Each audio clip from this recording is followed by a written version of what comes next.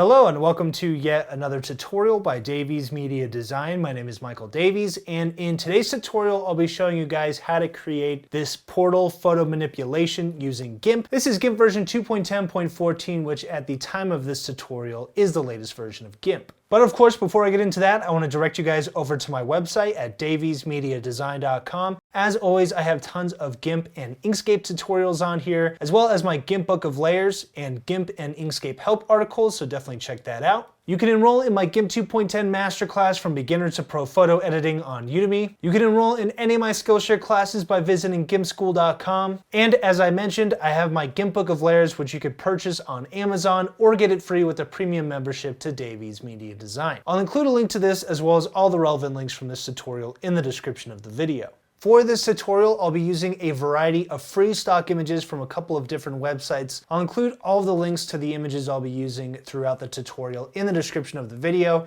You guys can download all of it completely for free. So I'll just come over here and minimize this. So once again, here is the final result. We have a couple that's standing here looking out their window, but there's a portal right in front of them. And then within that portal is another photo of paradise or, like a beach. And this is a fairly complex composition here. It will take a little bit of advanced techniques, but I'm gonna go at a pace that I think even beginners are going to be able to follow. And if I come down here and I hold the shift key, this was the original image before I performed any sort of edits on it, and shift click again, here is the after. So let's dive right in here. I'm gonna start by opening up the original image of the couple. So I'll go to File, Open Recent, and I'm just gonna click on this photo right here. So here's the original photo. I'm not gonna do anything to this just yet. So the first thing I wanna do is add the main structure of the portal. And to do that, what I did was I used another image and I put a layer mode on it. So I'll come over here and go to File, Open Recent again. In my case, for you guys, you'll just have to go to File, Open, and search for the location of the file on your computer. So I'll come down here to this photo. And it's going to ask me if I want to convert this to GIMP's built-in sRGB color space. I'll hit convert. So here we have a circle, and we're going to use this circle as the base to our portal. So I'll come up top here and I'm just going to click and drag the tab and drag it over here. And we're just going to place that on our image. And then I'll hit Shift S to grab my scale tool. You can also come over here and grab the scale tool from your toolbox. And now I'm just going to click and drag this and hold the Control key, and that's going to ensure this scales from the center. And I have my image opacity for the preview set a little lower. That allows me to see what's going on behind here. And I'm just gonna move this up a little bit, about right here. So I want this to, as I hold the Control key and drag this in, I want this to be a little bit larger, a little bit wider than the couple. So probably about right here. I'm also gonna move it up a little bit. So maybe here, and I'll hit Scale. So I'll come over here, I'm just going to rename this Fire just to make this a little bit easier. And now I'll come over to the layer mode, and I'm going to change this to the layer mode screen. And what the screen layer mode does is it erases all of the black from that layer. So now all of the black here has disappeared, and all we have left is this fire ring. Next, I'm going to open up a photo of an eclipse, and that's going to just give us a little bit of like haze around this. It's going to help give this a little bit of a glow. This time, instead of opening that image into a new tab like I did with the fire ring, I'll just go to File, Open as Layers, and I'll come down here to the Astronomy Circle Dark Eclipse photo, and I'll hit Open. And once again, I'll hit Convert to convert this to the native color space. So now we have our eclipse, but right now it's way too large, so I'll hit Shift S.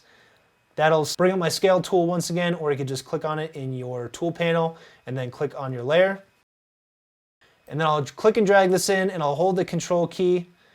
So I'm just going to drag it inward towards the center, which is going to scale it down. And then I'll move this into place here. So I basically just want the eclipse to be a little bit larger than the inner part of the circle here on the fire ring. So maybe we'll go with about right here. And I'll hit Scale.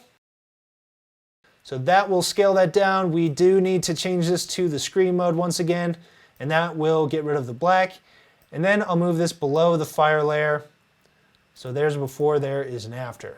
And because when I put the screen mode on this layer, it erased all the black, it made this a little bit too translucent, my fire ring.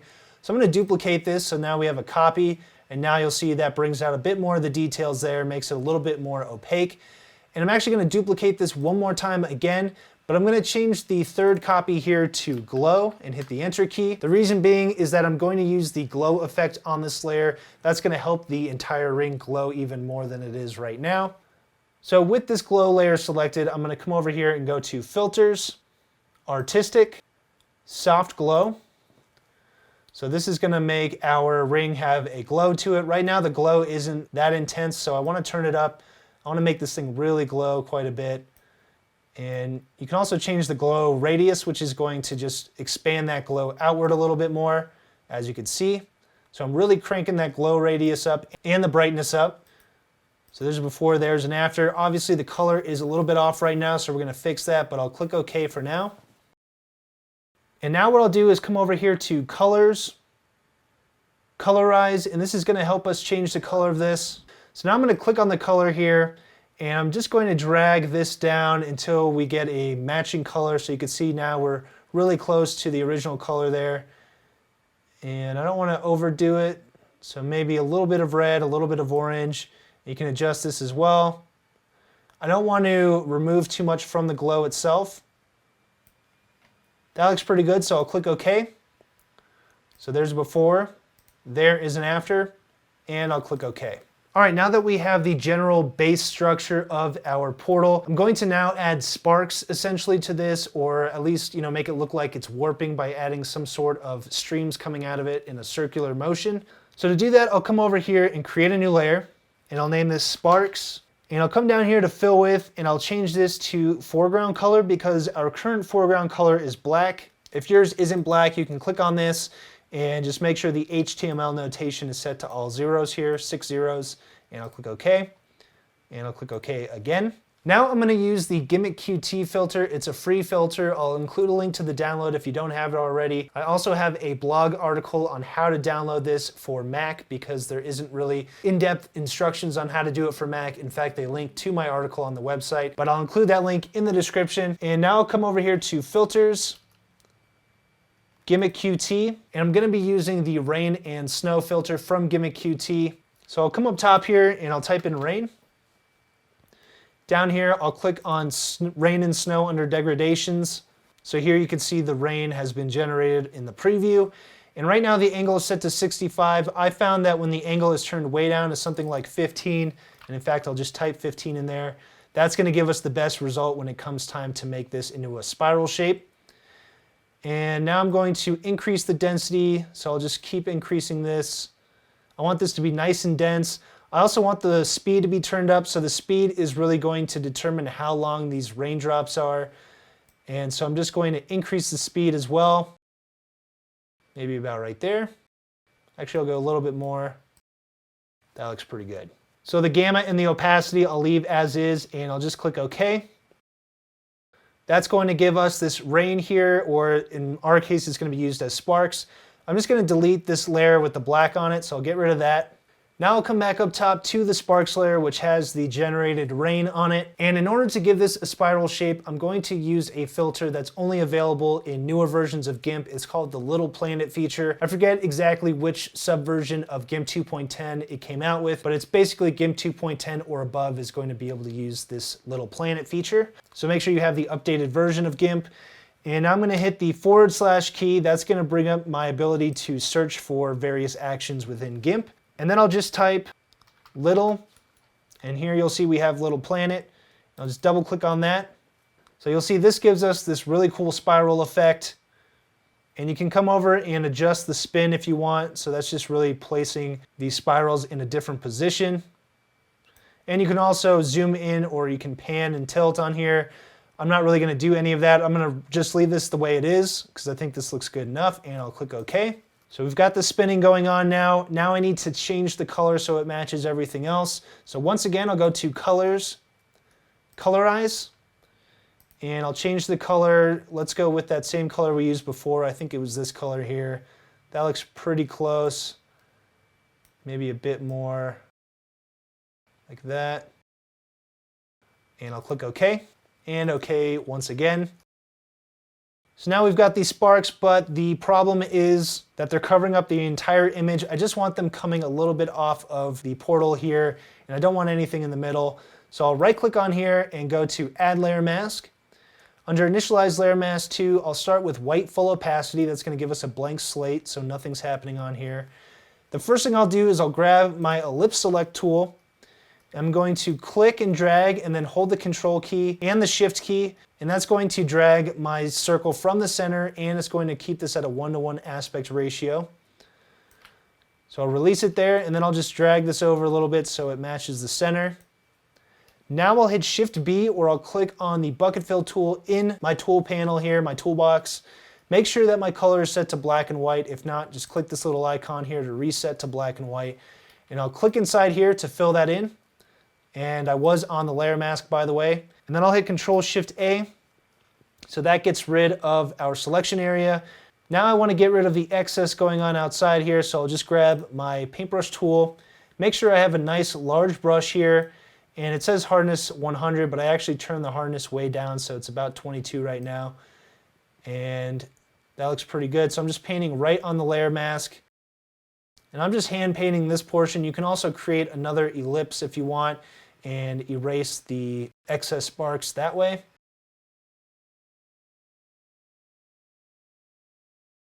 That looks pretty good. So you guys can erase however little or however much you want. I'll stick with that right there.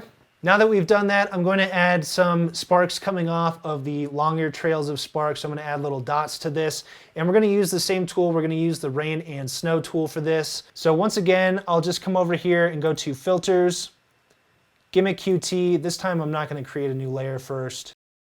And instead, I'm going to change the output mode of this to a new layer. And I'm going to come up here and I'm just going to decrease the speed of this. So I'm going to bring the speed all the way down to something like 3 or somewhere between 3 or 4. That'll make this look more like snow. And I'm also going to decrease the density a little bit. I don't need it to be as dense as it was before. So I'll go with about right there and I'll click OK. So that will add your snow to its own new layer. So I'm going to delete the Sparks number 2 layer it created. And I'll come up here to the Sparks number 1 layer. And I'm actually just going to rename this Small Sparks, hit the Enter key. So we need to add the spiraling effect to this as well. So once again, we'll just hit the / key on the keyboard and type in little. And that's going to bring up Little Planet. So I'll double click on that. And we're going to leave all the settings the same here. You can see it's giving us a nice spiral here. I'll click OK. And lastly, I'll go to Colors, Colorize. And we're just going to change the color to match the color of everything else. So we'll just shift this over until we get a nice color we like. That looks pretty good. I'll click OK, and I'll click OK again. So we need to add pretty much the same layer mask to our Small Sparks layer. So what I'll do is I'll right click on the layer mask on the Sparks layer and go to Mask to Selection. Then I'll come up top to the Small Sparks layer, right click, and go to Add Layer Mask, and then choose Selection here and click Add. Then I'll hit Control Shift A, and you'll see that'll mask everything out that went outside here. I do want to add a bit more because I think we can add a little bit more sparks coming outside here. So what I'll do is I'll grab my paintbrush again, hit the X key to switch over to white, decrease the size of this a little bit, and now I can just paint some stuff back in here. That way we have a little bit more going on with these smaller sparks. All right, that looks pretty good. I'm actually now going to add all of these layers into a layer group. Once I do that, the screen mode that's on all of these layers is going to get disrupted, so we're just going to have to re-add that screen mode to the layer group, which is super easy. So I'll start by creating a new layer group, and let me just rename this Portal Elements, hit the Enter key, and now I'll just click and drag everything into this layer, and you'll see that as I do that, the screen mode on all of these is going to get turned off, essentially. So just drag everything in here. To fix that, I'm just going to come up top here, change the layer mode back to screen for the entire layer group, and there we go. Now everything is inside this single layer group. So now what I need to do is use the paths tool to outline the couple, and that way I can mask out the shape of the couple, and everything that's overlapping with it will be hidden, and therefore making it look like the portal is positioned in front of the couple versus right now it looks like it's positioned behind the couple. So what I did originally was I used a combination of the foreground select tool and the paths tool. If you're not sure how to do that, you can check out my tutorial on the subject, which I'll link to this tutorial. But I'll hold Control and zoom in. You can also simply use the Paths tool. So if I click on the Paths tool and I hide all of the portal elements, I'll hold Control and zoom in. What I did was I came over here to my original photo, and I'll just name this couple, hit the Enter key. So I duplicated the original photo. Then I went over to Colors, Brightness, Contrast, and then I can just increase the brightness on here, increase the contrast a bit, and that allows you to see the lines a bit more that you need to outline. So I'll click OK. Then come over, grab your Paths tool, and you're just going to click to create new nodes and drag to create these curves. And you're just going to do this around both of the objects in the photo. I'm not going to go through all of this because I already did it. So in my case, what I'll do is I'll come back to the original, and I'm just going to come over here, right click on this path, go to Copy Path, come back to this composition we're working on, inside of the Paths tab, right click, paste path, and this is what the final result looked like for me. As you can see, not totally perfect, but good enough. So just move over. So here's what my final result looked like. Regardless of how you choose to outline the couple, which again I recommend using a combination of the foreground select tool and the paths tool, both of which I have tutorials for. Then you're going to need to create a selection area around the couple. You could do that easily by clicking on that path, then come over here to Path to Selection. So that puts the path that we just drew on its own selection. I'll just grab the Move tool here to get rid of all those nodes that you saw there from the path. And now I'll come back over here to the Layers panel. And if I scroll up to the top of the Portal Elements layer, I'm just going to unhide everything and click on the Portal Elements layer group. And if you've read my GIMP book of layers or you've watched any of my tutorials on DMD Premium on layers and layer groups, you'll know that you can add a layer mask to your layer group as well as individual layers within the layer group. So that allows you to have multiple or compounded layer masks. So I'll add a layer mask to this layer group by right clicking on it and then go to Add Layer Mask. And I'm going to go to Initialize Layer Mask to Selection and then choose Invert Mask and click Add. And now you can see that's going to mask everything going on inside this selection area. So I'll hit Control-Shift-A to deselect that. And if I hold Control and zoom out, now it looks like the portal is in front of our subjects. Right now the portal is situated a little bit too low, but luckily there's an easy trick to move everything up a little bit. So what I can do is come over here to one of the layers inside the layer group, and next to this eye icon is a little transform link option. So what this does is it allows you to link multiple layers together so that whatever transformation you perform on one of these layers is going to be performed on all of them simultaneously. So if I shift click on that icon, it's going to transform link everything within this layer group. And then with my Move tool, if you don't have the Move tool right now, just click on it in your toolbox. I can just click and drag this upwards and you'll see all the layers will go with it. And I'll go to about right here. And as you can see, there's a little bit in the corner, so I'm going to have to fix that. So I'll come back to this layer mask, grab my paintbrush tool, hit the X key to switch over to black, and just paint over that spot. I'll do the same with this layer mask here. And now we've gotten rid of that. So now I want to add sparks to the ground. I want to make it look like this thing is spitting out sparks. That just makes it look a little bit more realistic. So I do have a free stock photo I'm using in order to create this effect. So I'll just open this photo up. And I can do so by going to File, Open Recent, and I'll come over here to Document History because it's not one of the first ones I used or not one of the top ones I've used. And here's the photo I want to use, so I'll just click and drag this on top of my existing composition and release. So that will open that up as a layer. Obviously there's a lot going on in this photo that I don't need in here. So right now this is inside the layer group as well, so I'll just click and drag this outside the layer group. And I'm just going to hit this arrow to bring it down. So I just want this above the photo of the couple. And we can erase this photo of the couple because we don't need that anymore. That was just for the path outline that we were performing. So now I'll come up top here, and if I shift click, this is the original photo here. So there's a lot of sparks flying. There's a guy over here in the corner holding an umbrella and some other elements in here. So what I want to do is come up top here first and change the mode of this to screen. So that'll erase all the black in the image. And then what I need to do is, and let me just unhide the photo of the couple. So next what I need to do is come over here to colors, levels. And I'm just going to adjust the levels of this photo and make it darker so there's more and more black, which means more of the elements in the photo will get erased. And I'm also going to adjust the midtones here, bring these down just like that. Now I'll click OK. So we've made the photo a little bit darker. Now what I need to do is mask out all the excess elements in this photo so that I don't have a bunch of random stuff going on in here. I only want the sparks that are on the ground for this. So right click, go to Add Layer Mask, and once again give this a blank slate. So I'll go with white full opacity and click Add. I'll hit Control Z. I do have to make sure that the mask is not inverted. So right click, Add Layer Mask, uncheck the Invert Mask option. Make sure white full opacity is selected and click Add. So now we have a white layer mask. Then I'll come over and grab my paint tool. I have this set to black still from before. I can increase the size. And now I'm just going to paint everything that I want out of the photo.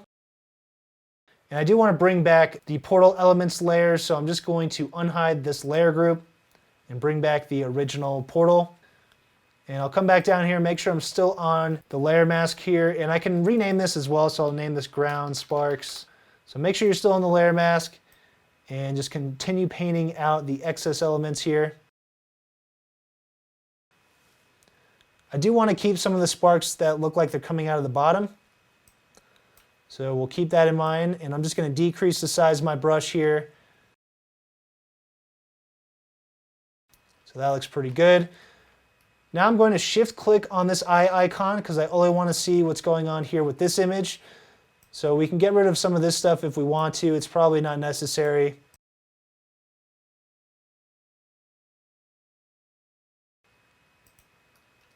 So now shift click on this once again to bring back all my other layers. And I want to make sure I'm on my ground sparks layer. With my move tool, I'm going to hold the shift key, and that's going to select the layer below the top layer. So right now, everything in the portal elements layers are the top layer.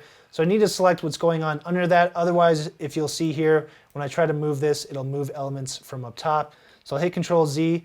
I don't want to do that. I want to drag the layer below. So I'll hold the shift key, and then I'm going to drag this, and you'll see that will drag that bottom layer there. And we're just going to move this up a little bit. So now I need to change the color of this. So I'll go to Colors, Colorize, and we'll shift the color until it looks very similar. So I'll go with actually probably a little bit more red here, right there. And I'll click OK, and OK again. So now I need to mask out the couple here because once again, we need it to look like they are standing in front of the portal instead of behind it, especially the sparks right here now.